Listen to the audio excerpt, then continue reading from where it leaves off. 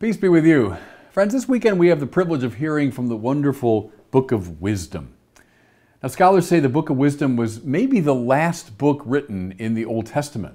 So, a lot of the Old Testament texts are from, let's say, around the year 500 BC to near the time of Jesus, and that little 500-year period. And the Book of Wisdom is written toward the very end of that period. It's a wonderful text. It's a series of sayings and aphorisms. You don't have to read it so much, cover to cover, but leaf through it, muse through it as you read these passages.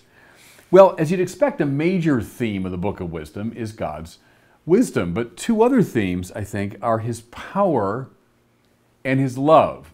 What I want to do in this brief sermon is try to think together those three things: God's wisdom, God's power, and God's love.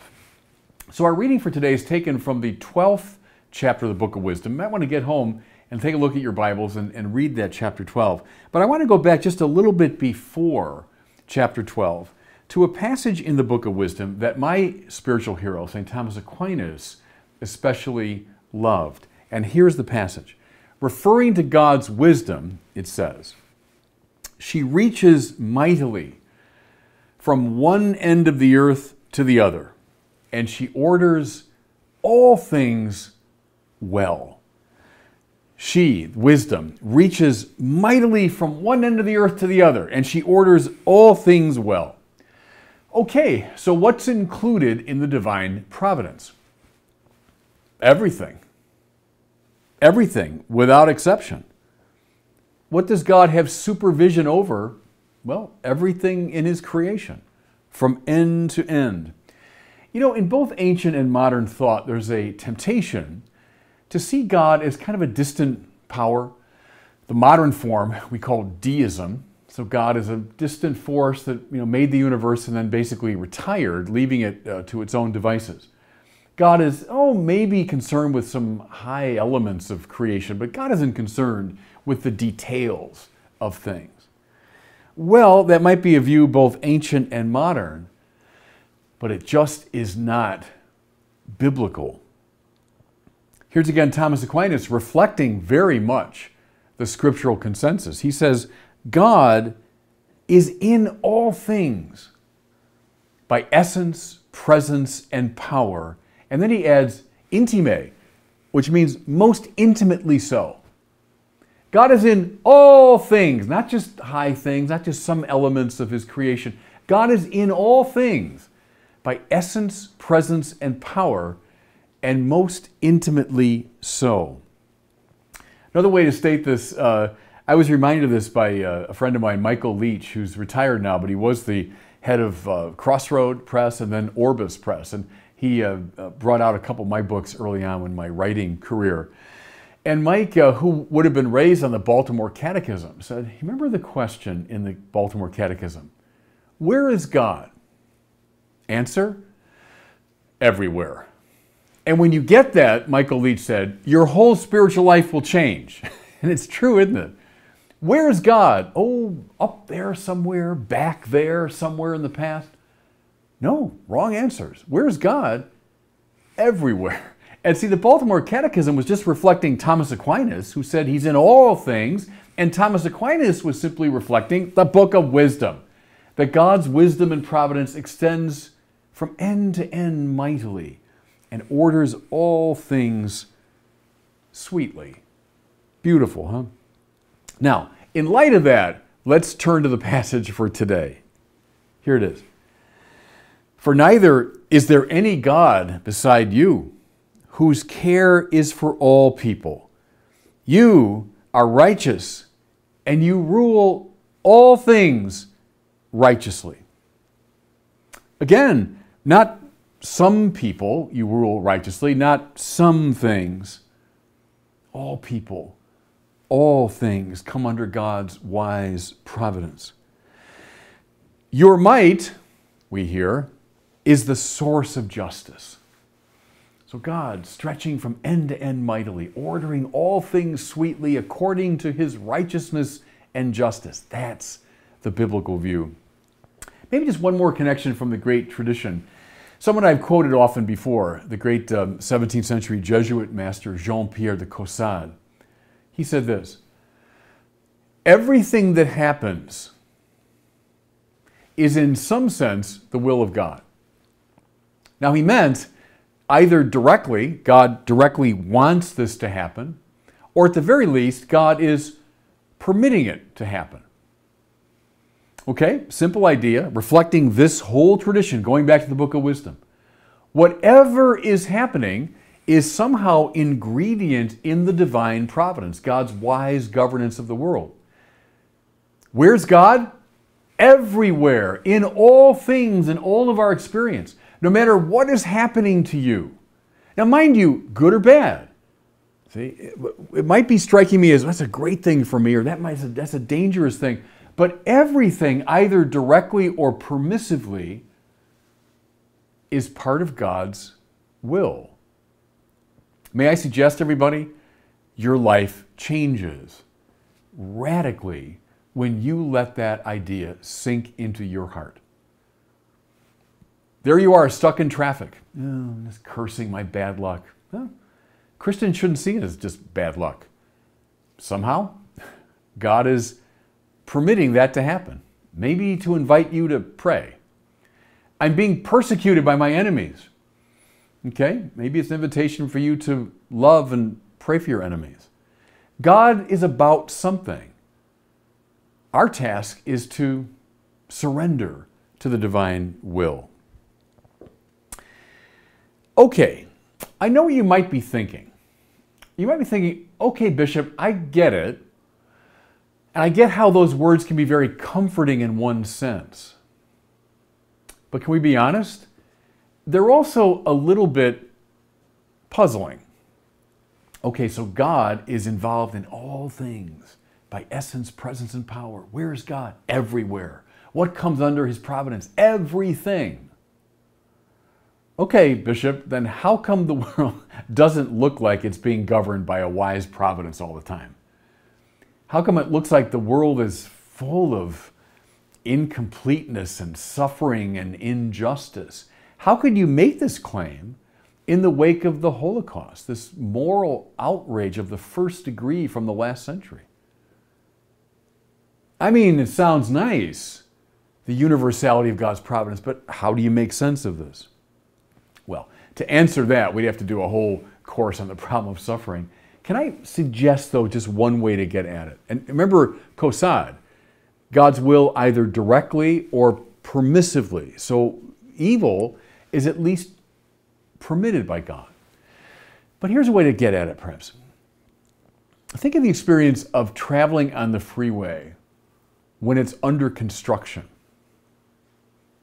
So not in great shape and you just kind of go sailing along and you get where you want to go. But the freeway is under construction. Well, you're going to get where you're going, but it's going to be a little slow, a lot frustrating. Things won't go the way you want. Another image. Suppose you're making your way through an artist's studio. And I've had that experience a few times. You go to a great artist where they work. So you're not seeing the completed work on a pedestal or the completed work on the wall of a museum. What you're seeing is their workshop. What's it like? Well, it's kind of a mess, to tell you the truth. Most artists' workshops I've been in. There might be a couple of pieces there that are close to completion. Beautiful. But a lot of it is kind of messy and incomplete, and you might get a vague sense of what the artist is up to. It's kind of a hodgepodge, kind of a mess in an artist studio. What's the world like? It's like a highway under construction. What's God doing? God is making the world righteous. He's in the process of justifying things. Who is God? He's like an artist. What's the world? It's like an artist studio. Sometimes we can see the completed masterpieces. Think of the great saints. But most of God's workshop, it's kind of a hodgepodge. It's kind of a mess. Things are on their way. We're making our way through this highway under construction, through this artist's workshop. Can we trust, though, that all of it is under, finally, the divine guidance, the divine wisdom, the divine providence.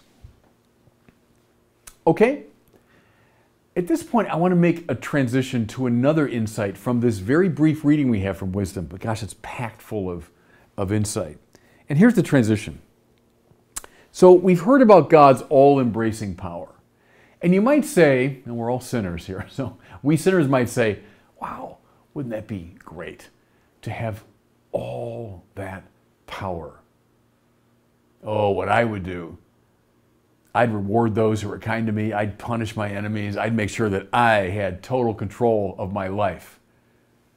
I would exercise that absolute power probably in a pretty aggressive way.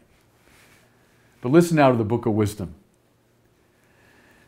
Your mastery, O Lord, over all things, makes you lenient to all. For you show your might when the perfection of your power is disbelieved. Wonderful, isn't it? Your mastery over all things. So there it is, stretching from end to end mightily. God's great power, his providential authority. It makes him not aggressive, not domineering, but rather lenient to all.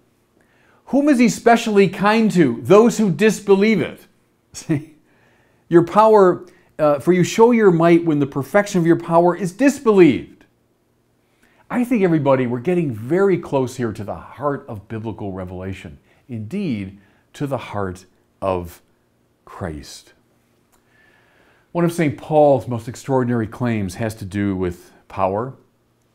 Listen to this from 1 Corinthians.